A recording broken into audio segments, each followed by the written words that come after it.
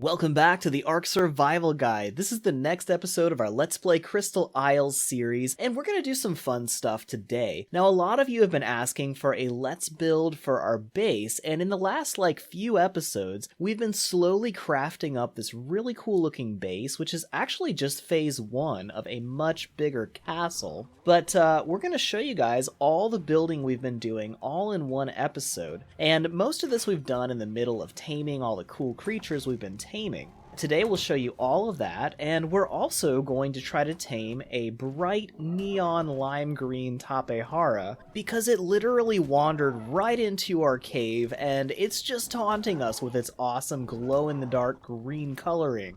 So, we're going to try to tame that. Hopefully it'll be a lot smoother than the last Tapejara tame, but spoiler alert, this might be another train wreck. We're also going to tame a really cool little Glowtail gecko, and even though he's not going to help us save on base insurance, he's actually going to be a great little mascot, and he will light up our house and make it all look so much cooler. So, we'll show you guys how to tame a Glowtail in this episode, and do a bunch of other stuff like building all of our crafting structures, and we'll show you a quick crash course on how to set up an electric system in your base and how to use a refrigerator. And since this is a pretty long episode, I'll drop some timestamps in the description of this video so you can skip to whatever you're most interested in watching. So if you enjoy this episode, give it a thumbs up, make sure you subscribe to this channel so you don't miss our next episode of our Let's Play Crystal Isles series and all the other fun and helpful content on this channel. And make sure you drop a comment and let us know what you'd like to name our Tapejara and gecko. So let's get started.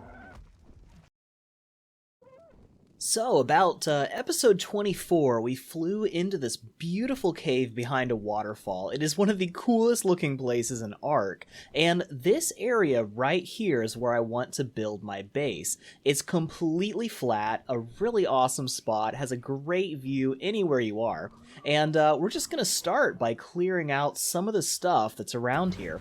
And, first of all, we got to remove these boulders, but since we're using our Doedicurus to do this, we can get tons of stone while we're doing this, and this will actually help us out a lot. So we're going to be gathering materials as we build and increasing the size of our base. Now, we've got some really nice plants and flowers and some beautiful ferns up here, which I kind of hate to mow down, but we're going to use our handy moss chops, which is like a little living lawnmower, and because we've been leveling up its melee damage the entire game, we tamed him in the first couple episodes. He is crazy good at gathering stuff, and we'll actually get enough narco berries to get the tranks we need to tame up a bunch of stuff. So now we're going to start laying the foundations, and we'll go ahead and start this by placing this end foundation here, and we want to line this up so it's going to go straight all the way down along this cliff. Now, this is going to be a pretty weird base design, because it's going to be one part of a 3-part base. So this is actually going to be the far right-hand side, and it's going to be kind of like a castle. I've got a pretty cool design in mind, but I gotta admit, I don't think it's going to make any sense as you're watching this get built so far, but we're eventually going to have this where you can kind of see how it's going to come together.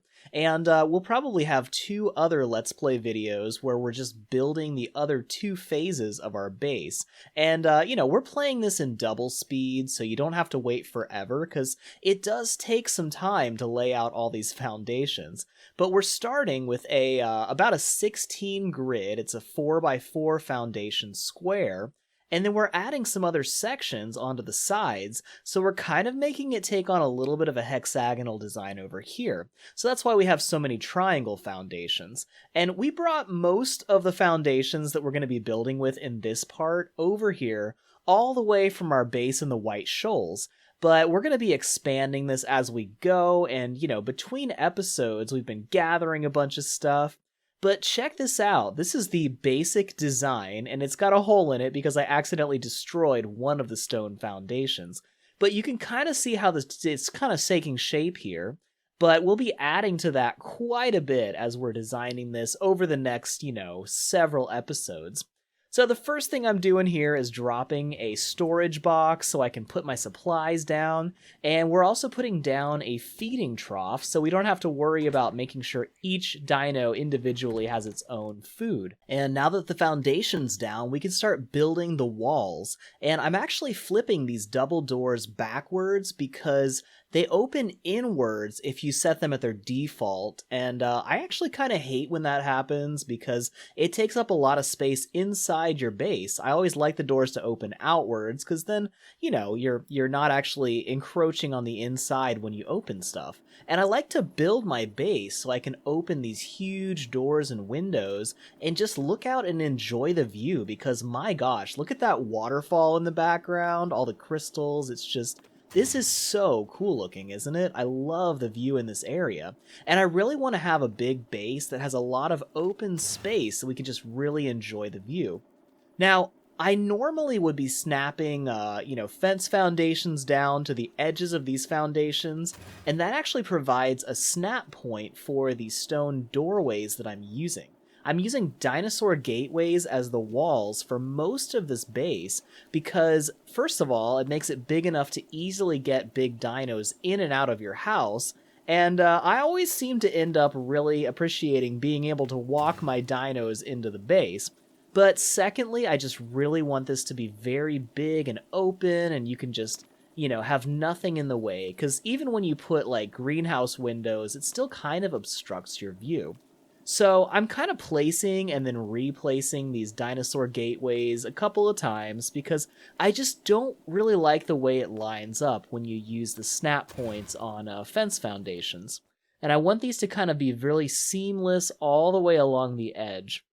And even though it kind of takes a little extra time, a lot of extra time, it's gonna look really cool when we finally finish this. So, bear with me as we're snapping these here. So to kind of explain this a little bit, this is phase 1 of our base. So we're going to make kind of like a right wing, which is this one, then a main central castle area, and then we'll make a left wing, which will look just like this. So eventually this base is going to be huge, and we're just kind of starting with this part because we're going to be doing a whole bunch of stuff like gathering supplies, taming creatures. We're actually going to try to trap a Tapejara in this base as we're building it. And we'll show you that during this episode because, why not, right? I found a neon green Tapejara and I just had to try to tame it. So for now, I am using thatch walls just so we've got some security in here. But this whole area is almost completely safe. Like, you don't have any creatures at all that spawn inside this cave. So it's already super safe. And it's very unlikely that creatures will actually wander in through one of its 3 small entrances. But it does happen. We had a neon green Tapejara came right into our cave. We also had a seagull wander in here. So, a lot of little tames that I grabbed just because they happened to be right here. And I'm going ahead and increasing the height one more high for these double doors because we're actually going to start snapping some ceilings in between these doors. And as weird as it is, because of the design of this base, since all of these dinosaur gateways are actually gates and not technically walls, we're going to have to snap the ceiling onto the double door frames in the front. So we're going to put down a bed because we're going to be doing a lot of really dangerous stuff in between building all of this, and we're probably going to die in the process, so it's always important to have a bed in your base as really the first priority. And I've currently named it the Waterfall Base, but let me know in the comments if you guys have any suggestions for better names for this base, because it's going to be pretty dang cool. But check this out. Now that we've opened up all the windows, we have this epic view, and I kind of hate to cover up the ceiling because we have natural crystal chandeliers, right? Pretty awesome. But in the middle of building all of this, I've been kind of popping out and gathering supplies on some of these little forests right next to our house. And since we have cryopods, we can just fly over here with our Tapejara or our Quetzal, which we tamed in the middle of all of this. And you can gather a whole bunch of materials and bring them back to our base. So anytime we've run out of stuff, I've just grabbed it from the forest real quick. And on one of our runs, I was over here next to the ruins, and check this out. This is a Glowtail, and it's actually the first time I've ever seen a Glowtail in Ark. And is that thing cute or what?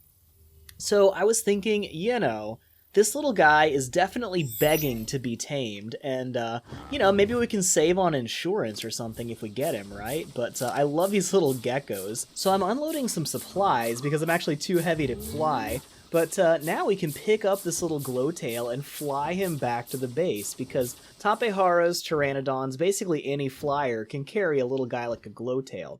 And we don't have the materials we need to tame him. We need a certain kind of mushroom, but we'll try to get that later. But let me know in the comments if you all noticed this in some of the other episodes, but we've actually had this completely wild little Glowtail just living in our base the entire time. I dropped him in the base, and I've been keeping him shut in. And we're actually going to tame him in this episode, but up until then, he's just kind of been our little mascot. Geckos actually make good mascots, as it turns out. Who knew, right? So look at how this looks. I actually kind of like this effect. So the ceiling is actually sticking out just a tiny bit through these dinosaur gateways, but it actually looks kind of cool how that's coming out. So I am extending these ceilings all the way around, but actually we're not going to completely cover the ceiling, because I'm basically, in this episode, making this kind of like a shark cage, because right after this, we went and tried to tame those 2 Argentavis, and if you missed that episode, we'll probably put a link in the description of this video to it, but it's in the same playlist as this. It's a couple episodes back. We tamed 2 incredibly cool colored Argentavis, and we actually used the base as a shark cage to hide in, so we could shoot at the Argents out of the base, which was actually very effective. But I left some holes in the ceiling on purpose, so that if the Argent got stuck on the ceiling, I could actually shoot through the holes and try to knock it out that way. But yeah, this is coming along pretty well. We've been doing sort of a weird build as we do this, because we actually had to snap everything to the door frames at the front, since none of the other walls are technically walls. They're actually, gateways. And also in the middle, we put down this preserving bin so we could keep all of this prime meat preserved, because we've been doing a lot of taming here. So now that we are actually skipping ahead a couple more episodes, we've tamed quite a bit of stuff at this point, and now it's time to build a second story on this house. So I always like to put hatch frames as at least the start for my stairs, because they're just really easy and simple to build a hatch frame and a ladder. But one really important thing to remember when you're using hatch frames is you can't really control which side of the hatch frame that the door will snap onto.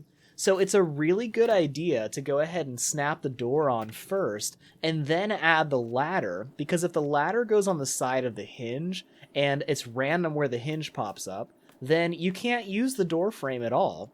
So I'm actually adding some more thatch and stone here on the second floor, but I'm trying to do this kind of in a grid so there's not enough space where if a dinosaur does break the thatch wall, it'll still have a stone wall, or at least a stone door frame, keeping it from getting in. So this is actually going to be the start of the final ceiling. So we've got 2 floors, and we're building the ceiling on the second floor now. So this base is actually coming along quite nicely. And if you're wondering how we gathered all these materials, we've got a lot of material, right? But check out the video with the Argentavis, and I showed you guys a cool trick where you can actually carry a beaver and a Doedicurus in the Argentavis claws. Whoop, that trapdoor caught me. And you can carry them, and they'll just harvest as you fly past trees and boulders, and you can harvest so stinking fast that way. And even though I wasn't originally planning on even taming a Quetzal, that was actually very helpful throughout this whole process, because it can carry thousands of weight, and it made it really easy to get tons of supplies and carry them back to our base. And since we're up in the floating islands, basically everything has to be brought in by a flyer, because that's the only way to access our base.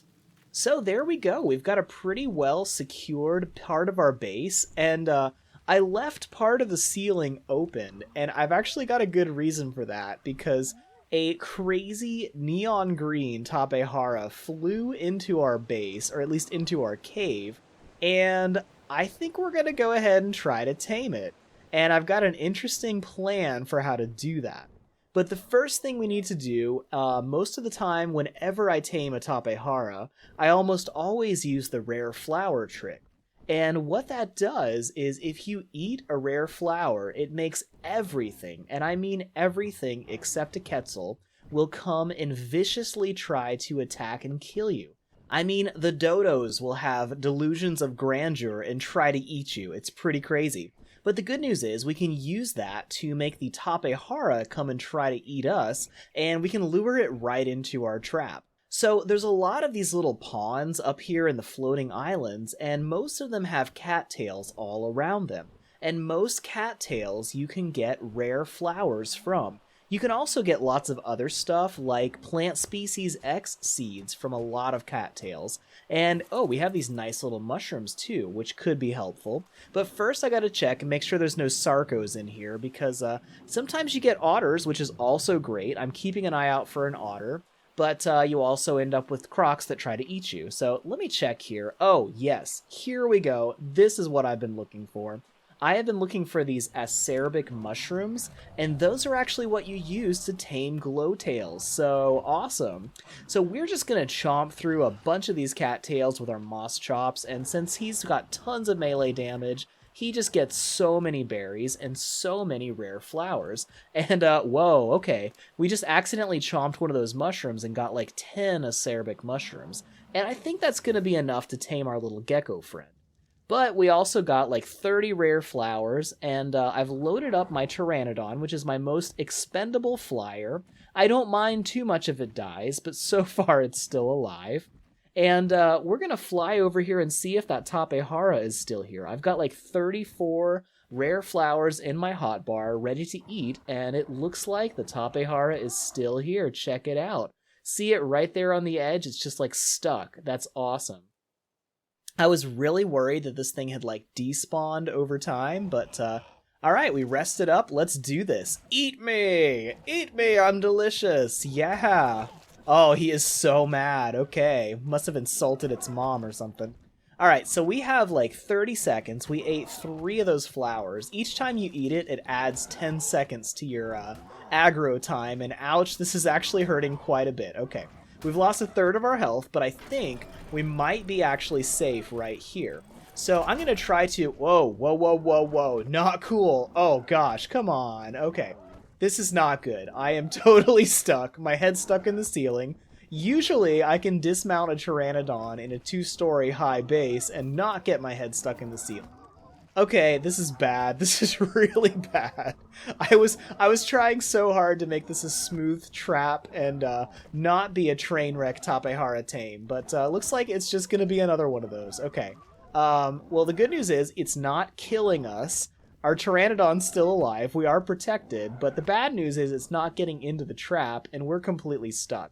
So we're just gonna wait this out. We let the flower wear off, and okay, good. It can't see us. So it's still just floating around up there.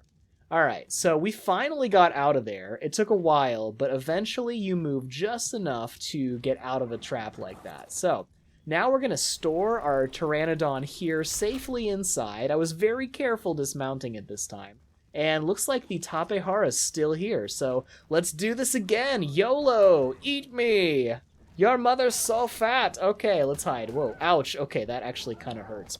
Now, Tapejaras don't do a ton of damage, but they do hurt a little bit. And this thing's actually kind of painful. Okay, so he's flying around up top trying to eat us, and I'm trying to lure him down inside these ceilings to get him stuck.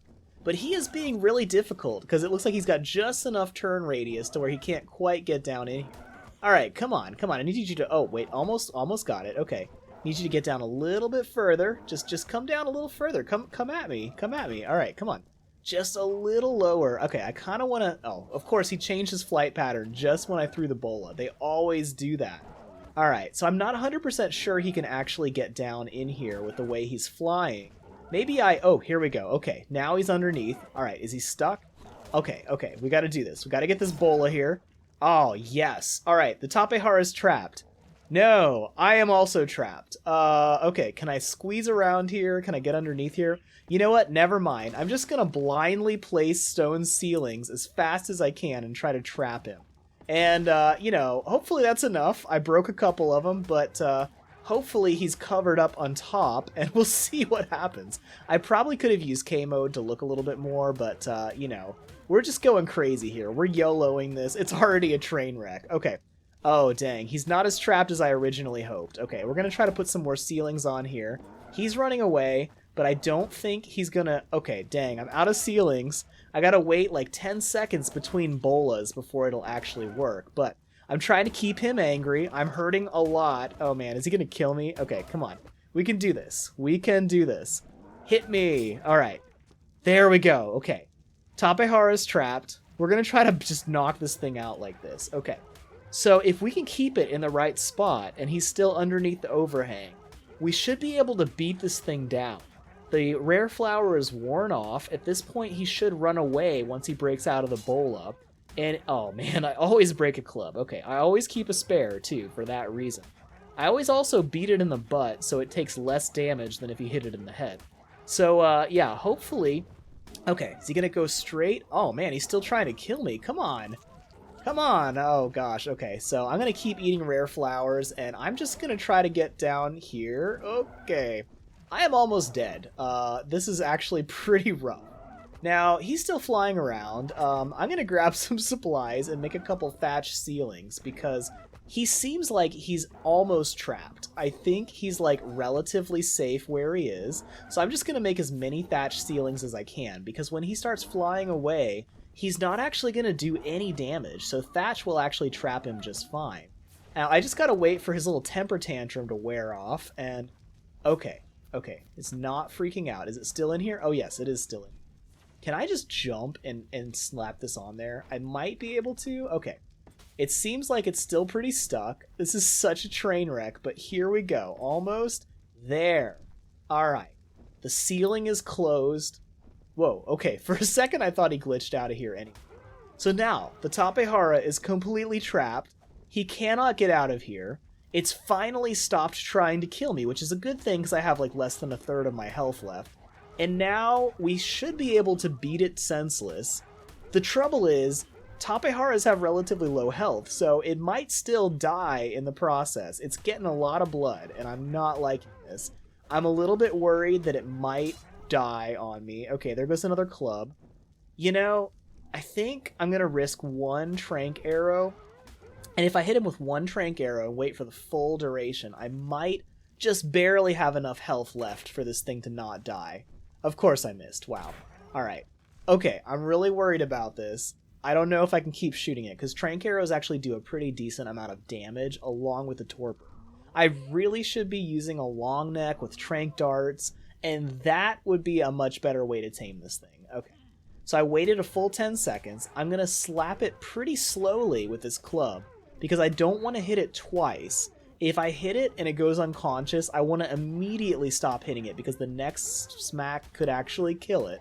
Alright, come on. This is really scary here. I'm either going to die, it's going to die. Oh man, okay, we're getting real close here. So, this is why taming Tapejaras is so nerve-wracking. Now, if I was smart, I would have made a magnifying glass so I could keep an eye on its health, but hopefully it'll go unconscious sometime soon, and honestly, it's not the end of the world if this thing dies. Oh, there we go. KO! Hashtag nailed it. Yeah, beautiful, perfect Tapejara tame. Couldn't have asked for better. Yeah, that was actually kind of a train wreck. I promise eventually we'll show you a really smooth Tape tame. But look at this, it's just sticking out of the base like a little, flag. So, while we've been doing this, we've been taming up our little gecko here. So this is the Glowtail, and we put the acerbic mushrooms we picked up earlier into the last slot in our hotbar. And we've had this guy as a wild gecko just hanging out in our base for several episodes. By the way, let me know in the comments if you actually noticed him there and you are wondering what on earth is a wild gecko doing in your base.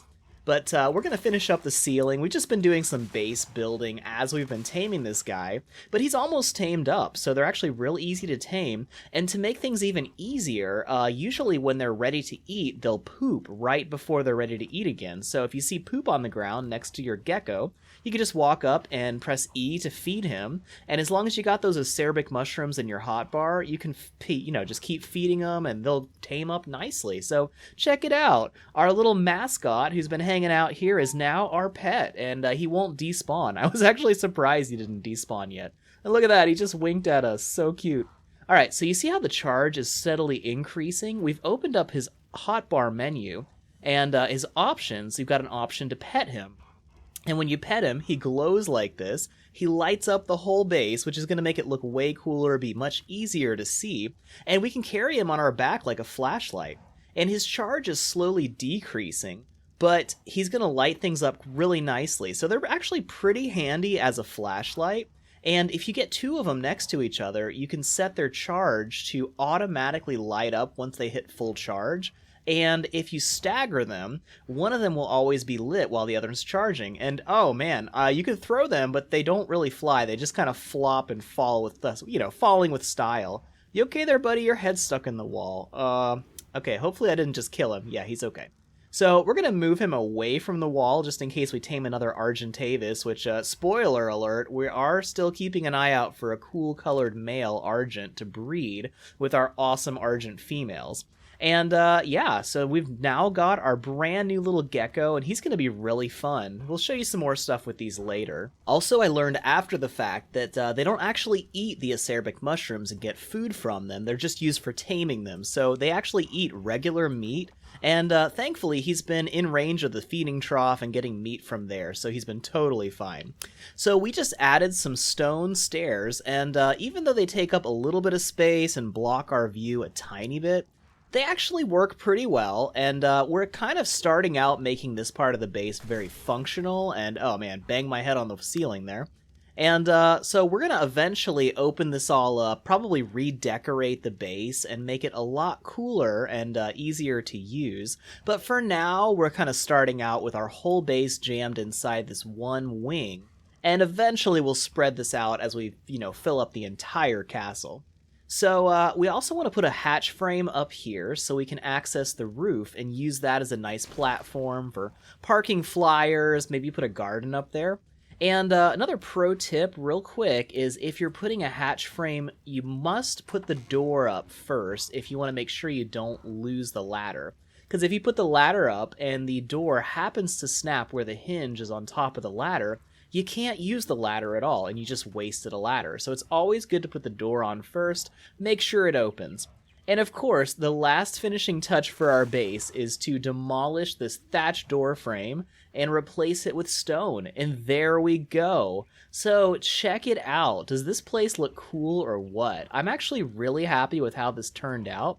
And we'll fly around to give you a better view. And once again, we've got this Tapejara head sticking out. He just looks so awesome. He's just like, help. And, this wall looks terrible, but the reason for that is we're just using thatch because we're going to eventually extend that into the main hall of our big castle we're going to build. But for now, I think this actually works pretty well as a strangely shaped standalone base, and we're done building this phase for now. We're going to go do some other stuff real soon. But we also need some of the structures we're going to be using. We already put the forge down. I actually can't remember when we did that. I think it was while we were making ankylosaurs, but I didn't bother to record it. It's simple, you just put a forge down, but I always like to put the forge next to the storage box and next to the door so I can park an Anki next to it and just throw the metal right onto the floor next to it. And that way, if you're carrying like hundreds of pounds of metal to the point where you can't even move, you can still, as long as you can reach all of the inventory for everything you're crafting in from one single spot, you don't actually have to move. So you can grab stacks of metal, move them out of storage, out of the forge, into the fabricator or smithy. And as long as I can access all of these without taking a step, it's super easy. So it looks like everything is working nicely. That's why I like to group those all together. So now we're going to put together the electric system, and I've actually got a guide on how to use electricity and set up an electric grid, but I probably should redo that. But for now, we'll just kind of do a really quick crash course on setting up an electric system, just so you guys can see that here. So the first thing we're going to do is place down a generator, and that's the basis of your electric system. We already built this before we left the White Shoals, but we'll show you how to build something in a fabricator in a minute. But we're going to go ahead and place that down where we can easily access it, and I'm going to snap a cable intersection to the front of it. The reason I like to use that is because now we can snap cables going in all directions, and eventually when this base is huge, we can spread out and have the electric cables go all throughout the entire base just using that electric intersection.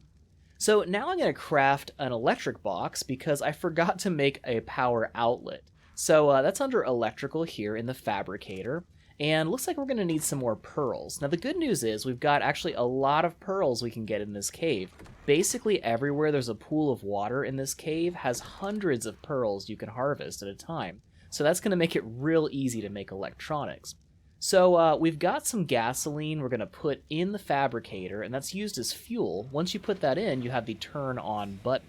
And now we can actually use all of the engrams that are in the fabricator. And looks like we need 3 electronics, which we just finished crafting, and now we've got our electric box. So we're going to go ahead and turn it off, and that's actually one of the big pitfalls people can't figure out how to use a fabricator because they forgot to actually turn it on. They forgot you needed gasoline. Now, in order to craft gasoline, you have to put, I think it's 5 hide and 5 oil into the forge at the same time, maybe more, and I just throw a whole stack in every time. And if you leave that running in the forge for a little bit, it'll eventually turn into gasoline. So we're going to put the gasoline into the fabricator and then click turn on, and now all the lights come on. That means it's actually producing electricity. Now it's really hard to see where the cable's snapped into the floor, but you can barely make out a little yellow spot there, and that's actually the cable is powered. If it's black, it's not powered, and if it turns yellow, that means it's getting power. And that's why I like to turn on the generator, because then you can check each section of cable and make sure it's actually getting power. So I just added another straight cable there, and it's really hard to see because it's inside the ceiling, but if we pull out the electric outlet, it'll snap to the ends of these electric cables, and you can actually see where the cables are using that to find them in the floor. And then when we put it down, you'll see this is actually glowing blue, and it's got sparks coming out of it, and that means that electric outlet is actually active. So now, once we have an outlet down, if we plug in, or if we put down an electric appliance anywhere within I think it's 2 or 3 foundations distance away from that electric outlet, it will automatically attach a cable to the outlet, and once we place this down, you should see that snap, and you can barely see the cable sticking out of that going up to the left through the ceiling. And now our refrigerator is actually powered, and you'll know it's powered because it has green lights on it. And now that we have a refrigerator, which I put towards the front of the base, even though it's kind of in the way, because we're going to be able to use that to get 10 times the spoil time on everything. Things barely spoil at all in the refrigerator. And the really nice thing about that, oh hey, our Tapejara finished taming, alright. So that just kind of happened all of a sudden. I missed the first part of it, but there we go. We now have our brand new Tapejara. So real quick, the other reason I want the refrigerator, aside from keeping prime meat from spoiling so we can get really easy carnivore tames, is it doubles the spoil time on cryopods. So instead of 30 days, they'll last for 60 days if they're in the fridge. So we'll store all of our dinos in there. But check out this Tapejara. We finally finished taming it up, and it is so cool looking. I mean, this thing is crazy. I didn't realize that its entire body is white, and it's got these ridiculous neon green wings. I mean, how insane does this thing look? It kind of reminds me of a ghost coloring. I don't know. But let me know in the comments what you'd like to name our neon green, glow-in-the-dark looking Tapejara. It's a female. And then we have this cool little male Glowtail. And I love this little gecko. He's just so fun. I know he's not going to be incredibly helpful for the rest of our game, but I will tell you guys real quick, the Glowtails have a setting, and you can turn on enemy player detection and max level creature detection. And if you put those settings on, it will actually show a little icon in the bottom right of the screen. And this little gecko will let you know if there's an enemy player around if you're playing PvP, which can literally save your life, because you might not see it, but the gecko will detect it. And it can actually be super helpful when it tells you if there's a max level dino around. Although it could be a max level coelacanth or something stupid like that too. So it actually can be very helpful though. So check it out. We've got our awesome Tapejara. We've got our Phase 1 of our base is finished, so I'd say this has been a pretty successful episode with a lot of really good stuff accomplished. So I think we're going to wrap this up here, but later in the series we will build out the rest of this base into a massive castle. It'll be pretty awesome looking by the time we're done with it. And we're probably going to have a lot of big glass windows and all of that stuff. It's going to be cool. But for now, we're going to do some more stuff, and I think in the next episode, we are going to go ahead and try to tame that Spinosaurus, and that's going to be quite cool and very helpful, because that Spino will help us take down crabs like nobody's business. We'll have basically unlimited organic polymer when we do that, and after that, we're actually going to be making a Tropio saddle, and we'll be flying our jet-powered Tropio around the map. We'll probably go steal some wyvern eggs and do all kinds of fun stuff in the next couple episodes. So, if you enjoyed this video, please give it a thumbs up, make sure you subscribe to this channel, and ring that bell to enable all notifications, and that way you won't miss our next video when it comes out. And thanks so much for watching. I always really enjoy the support. I enjoy the great comments you guys give. Let us know what you want to name our female Tapejara and our male Glowtail that we just tamed, a little gecko. And until next time, I hope you all stay safe, have fun, and we will see you in the next video. Thank you so much for watching this video. If you enjoyed it or found it helpful, please give it a thumbs up and share it on social media so your friends can enjoy it too. And make sure you subscribe to this channel and ring the bell to enable all notifications, because we have lots of awesome new guides, tips, tricks, live streams, and Let's Plays for Ark and other awesome games coming soon, and you won't want to miss any of that. We already have lots more fun and helpful videos just like this one, so check out the links at the end of this video to keep watching. You can also chat with other gamers if you join our channel's Discord at the link in the description. If you want to earn great rewards while supporting this channel, click the join link next to the subscribe button for more information about our channel memberships. We want to give a big thank you to some of our biggest supporters of this channel: Sabo0283, Cole Parmenter, Emmy Fisher, Wolfgirl Be Like, Kelly Razjak, and Ashley Owens. Thank you all so much for everything you do to make this channel possible. So until next time, we hope you have fun on your own video game adventures, and We will see you in our next video.